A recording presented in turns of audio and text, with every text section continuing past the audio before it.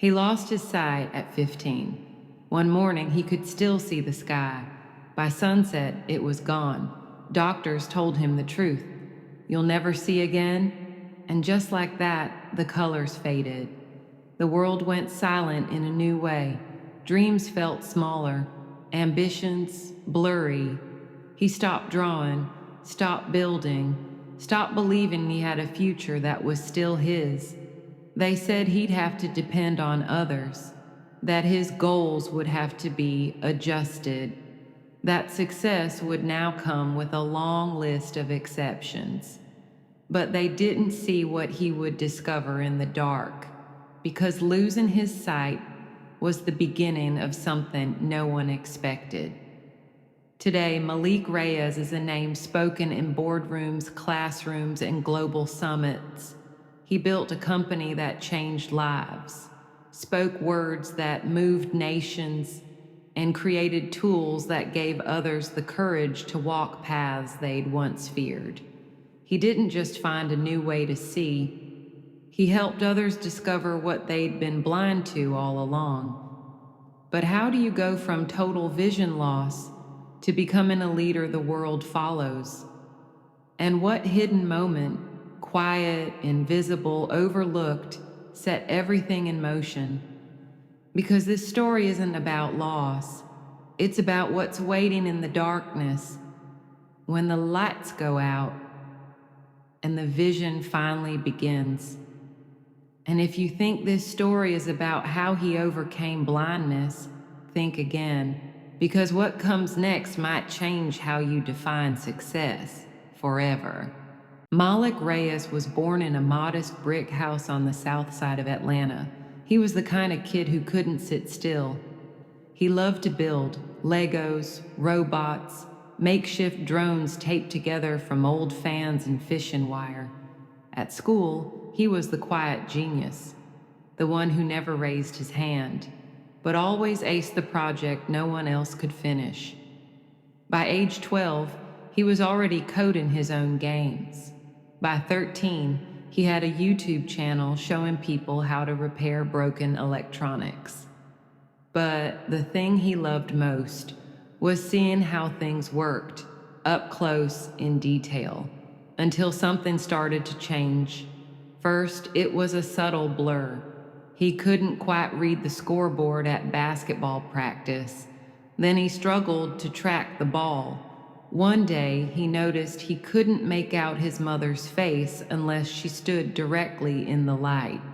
He kept it to himself for months, told himself it was just screen time or needing glasses, but it didn't get better. By the time he turned 15, it was undeniable. He could no longer see the writing on the whiteboard, couldn't read street signs unless he squinted from 2 feet away. And then one morning, he opened his eyes and the world looked like it had been erased in charcoal.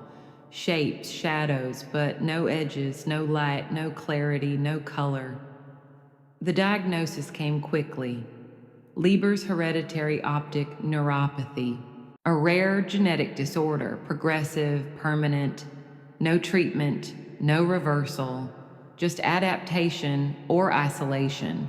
Malik didn't say much at the appointment. He just nodded, then went quiet on the drive home. That night, he shut the door to his room and didn't come out for almost 2 days. His world, once full of movement and invention, had gone still. The blueprints in his head faded. The screens he once used now mocked him. How do you fix what you can't see? His mother, Anaya, didn't let the silence win. She found podcasts about blind entrepreneurs. She brought home audiobooks, tactile kits, even a braille keyboard. But Malik barely touched them until she played him an interview with a blind software engineer named Elijah Ma. In the interview, Elijah said, "People think losing your sight means losing your vision. But my best ideas came when I stopped relying on what I saw and started trusting what I knew." Malik replayed that sentence 3 times, then picked up his old voice recorder and pressed play. It was scratchy, unpolished. Just a kid breathing into a mic, whispering ideas he didn't know how to build. But it was a start, because maybe, just maybe, there was another way to create. A way that didn't depend on sight, but on something deeper. And that tiny ember of curiosity, it was about to ignite something no one saw coming. Because what Malik would build from that ember would soon light the way for others walking through darkness too. But first, he had to rebuild himself. And that journey, it's not what you'd expect. Malik didn't come back to school right away. His teachers offered remote options. His friends texted, called, waited. But for a while, he disappeared into a quiet world of adjustment. Learning to walk with a cane, learning to type by sound, learning to ask for help when everything inside him screamed for independence.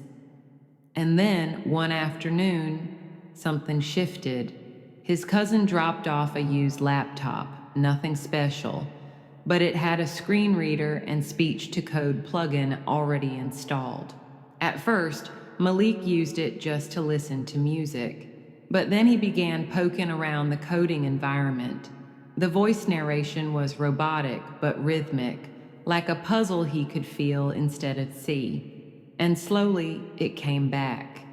His love for systems, his knack for solving problems others couldn't even define.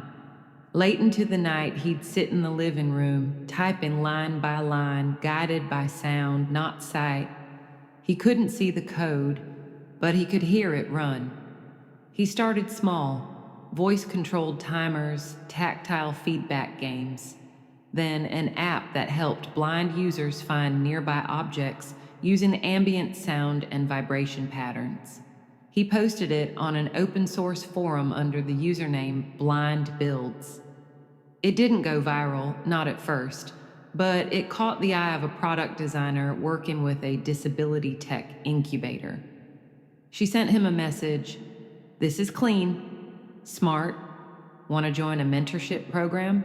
He thought it was spam, almost deleted it, but his mom convinced him to give it one call. That call turned into a Zoom. That Zoom turned into a grant. That grant turned into a seat at a national innovation lab for assistive technology. Malik showed up nervous, wearing a wrinkled hoodie, headphones slung around his neck. Everyone else had pitch decks. He had a prototype running on an old tablet held together with duct tape. But when he demoed it, the room went still. Because his app didn't just work, it felt designed by someone who lived the need. That moment didn't make Malik famous, but it reignited his purpose. And just when you think that's the peak of the story, that the boy who lost his sight finally found his way back into tech, hold that thought, because what Malik did next took him far beyond invention and into the heart of a movement no one expected him to lead. So, what does it look like when purpose meets momentum? Keep watching, because the world was about to hear Malik in a whole new way. The Accelerator program didn't just give Malik a platform, it gave him a tribe, mentors who believed in his work, designers who valued accessibility from day one. And for the first time since losing his sight, Malik wasn't the exception in the room. He was the one setting the bar. He polished the app's design, added multilingual voice commands, improved battery efficiency, and renamed it Sonar Path, a digital co-navigator for the blind, using ambient sound mapping to guide users through unfamiliar environments. The reviews trickled in quietly at first. A woman in Sao Paulo wrote, "For the first time in 10 years, I walked my daughter to school alone." An elderly man in Detroit said, "This app gave me my block back." That was when Malik realized he wasn't just coding, he was rewriting independence. But Sonar Path was only the beginning. He launched a podcast, Vision Beyond Sight. It was raw, honest, recorded in his bedroom with uneven audio and his dog barking in the background. He talked about failure, about rage, about the shame of needing help, and the beauty of accepting it. People listened, then they started writing in emails, voice memos, handwritten letters from blind teenagers, from wounded veterans, from parents of kids newly diagnosed with degenerative eye disease. They all said the same thing. I thought I was alone. Then I heard you. Malik's words didn't try to fix people. He didn't promise clarity. He offered connection. And then came the moment that pushed his story into a whole new orbit. A major tech conference, one of the biggest in the world, invited him to speak. Their first blind keynote speaker. No slides, no flashy graphics, just Malik, standing center stage, noise-canceling headphones around his neck, and a mic at his chest. He opened with this: I lost my sight, but I didn't lose my vision. I just had to learn where to look.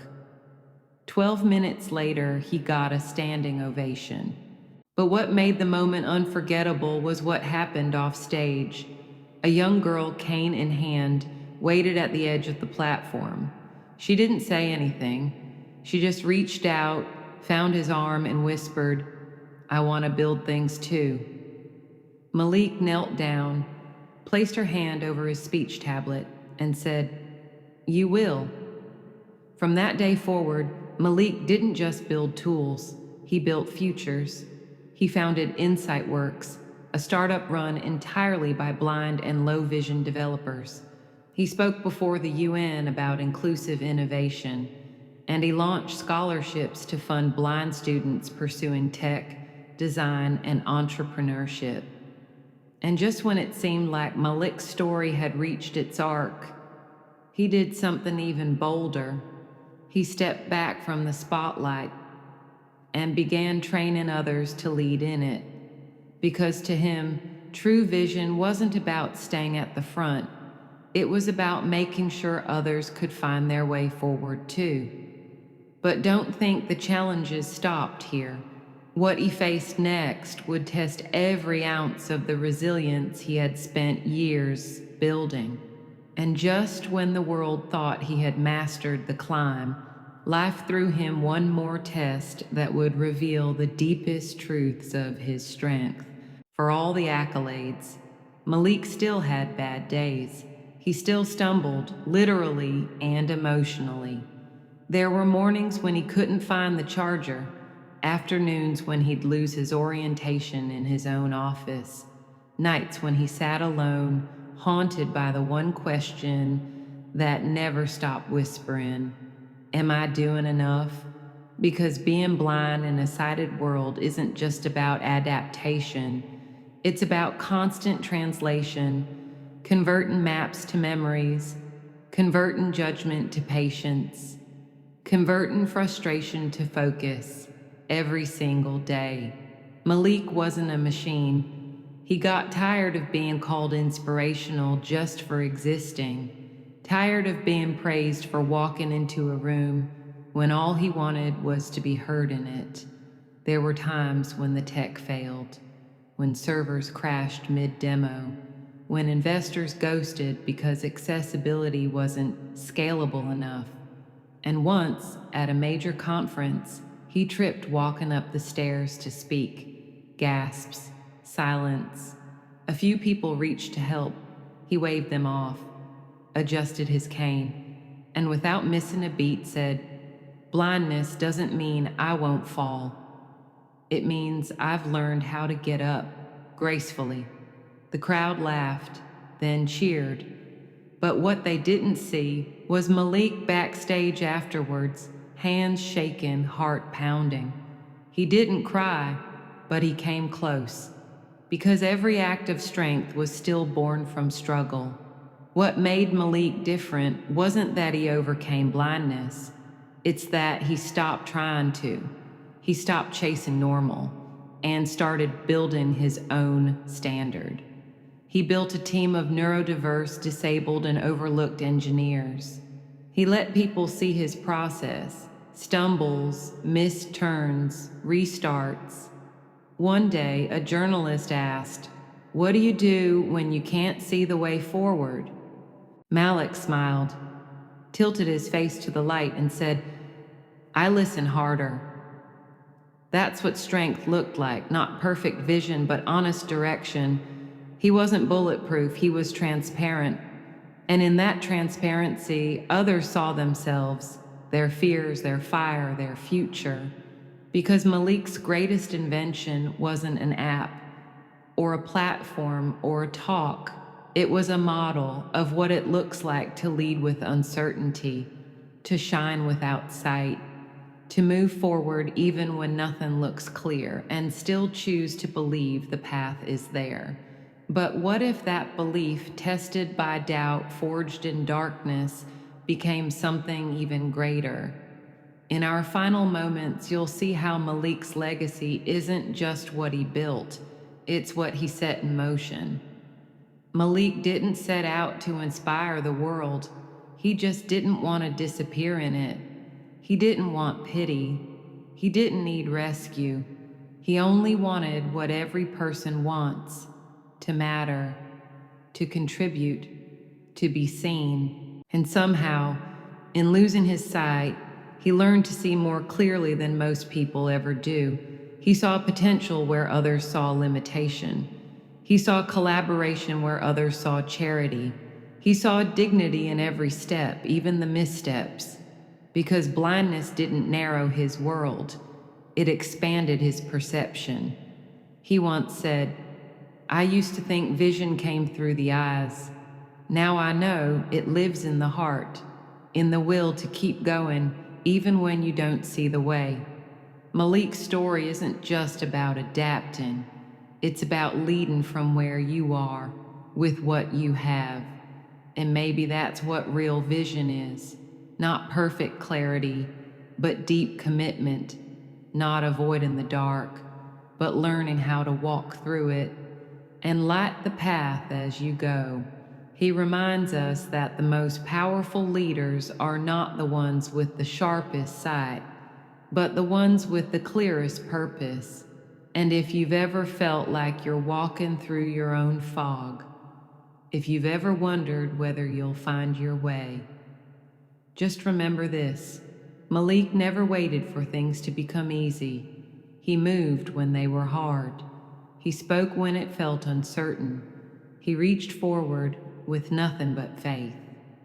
And that faith, that's what turned blindness into brilliance. And if you're wondering what that kind of faith could do in your own life, wait until you hear this final thought. If Malik's story stirred something in you, a flicker of hope, a moment of recognition, a quiet reminder that purpose doesn't vanish in the dark, then don't let it end here. Subscribe to Able in every way, where stories like Malik's aren't exceptions, they're beginnings. Because for every headline you've seen, there are thousands of voices still rising, still building, still believing. Comment below, what's one challenge that tried to dim your vision, but ended up sharpening it instead? Share this video with someone walking through their own fog, someone who needs to hear, you're not behind, you're becoming.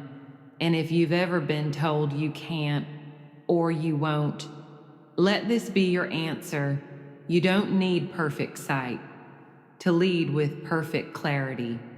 You don't need to see the whole road to take one brave step, because real vision, it's never just what's ahead, it's what you carry inside. And Malik's story, it's not just his, it's a mirror for every person who thought they had to wait to be ready, when the truth is, they already are. And if you think this is the end, it's just the beginning. Malik's story is one of thousands. Who's next? Maybe it's you.